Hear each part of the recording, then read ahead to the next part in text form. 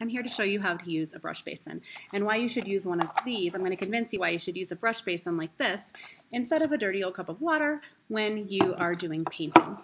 So here's some of the features of the brush basin that I think you're going to love. If you look here, you can see that there are these little holes, and the purpose of these is a place to hold your brush, which is really nice. You're also going to see these little ridges here. It's like a wash basin, and that is for cleaning the bristles of your brush, which is very convenient.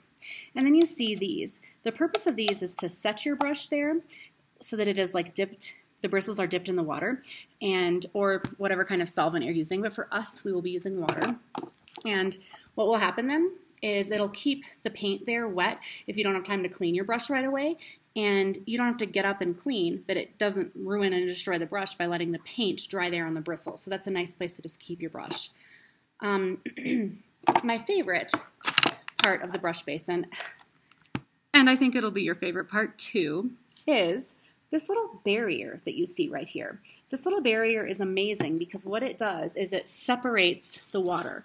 So if you don't fill the water up all the way, if you leave it down a little bit lower, you can see over here I've got this side, which is where I cleaned my brush, so the water is very dirty. But then I've also got the option for two other areas for water that I could keep, like, oh, this is my warm color area, and this is my totally clean water. So if you're ever painting with like watercolors, for instance, where you need clean water, but you also need to be able to clean your brush, the brush basin is going to be your best friend. I hope that you love using a brush basin as much as I do.